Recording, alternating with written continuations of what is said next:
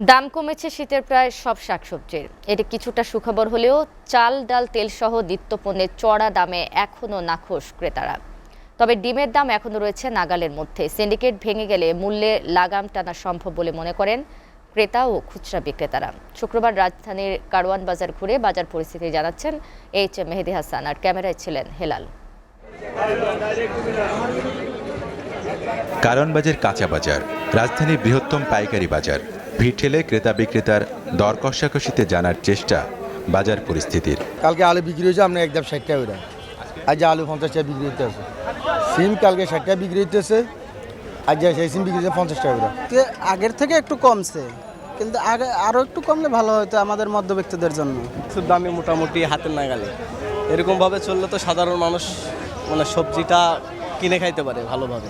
তরকারির ভিতরে তরকারিটা সস্তা আছে, কিন্তু চাল ডালের দামটা একটু বেশি। জানি আমি যেমন গত 10 দিন 12 দিন আগেও আসছি, তখনও এত কম দাম ছিল না, এখন কমেছে অনেক। শীতে সবজির বাজারে স্বস্তি মিলেছে। হ্যাঁ, স্বস্তি মিলেছে। মৌসুমে শীতের সবজিতে স্বস্তি মিললেও চাল, ডাল, তেল, নুনে মধ্যবিত্তের মগজ মেলাতে ব্যস্ত যোগ বিয়োগের খাতা।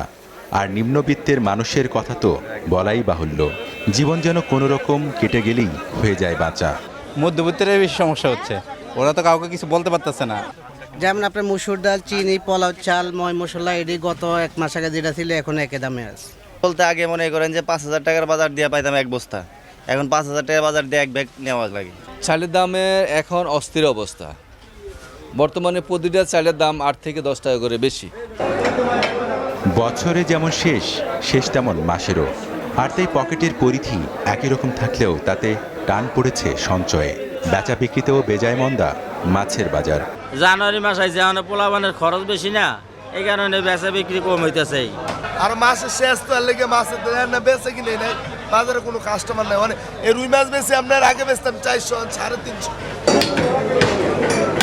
আমিষের স্বল্পতায় ক্রেতা যখন ছুটেন মাংসের দোকানে, দামে না মেলায় ফিরে যান কেউ বা। মূল্যের মূল্যায়নে দেখা গেল যেমন আছে ঠিক তেমনই। খাসি হলে 1200 টাকা, আর গরু হলে 720 টাকা পাইকারি। বাড়তি উদ্দেশ্য হলো মনে করেন বিয়ে, শাদী, পিকনিক এগুলো আরম্ভ হয়ে গেছে, এই কারণে মুরগির দাম বাড়তি। যদিও বাড়ে কমেনি মুরগির মূল্য, তবে চাহিদার শীর্ষে থাকা ডিম রয়েছে সবার নাগালে। বিকে কিনেও বেড়েছে, তাই নেই ভোক্তার অভিযোগও। আমদানি আছে, এরকম যদি দাম থাকে তাহলে কাস্টমারের জন্যও ভালো, আমাদের বেচাকেনার জন্যও ভালো। পরিস্থিতি যাই হোক না কেন, টিকে থাকার প্রয়োজনীয় পণ্য কিনতেই হয়। শত দুর্ভোগের নগরীতে অন্তত বাজার বেলায় জনজীবনে মিলুক প্রশান্তি, প্রত্যাশা প্রতি ঘরে। এইচ মেহেদী হাসান, এসএ টিভি, ঢাকা।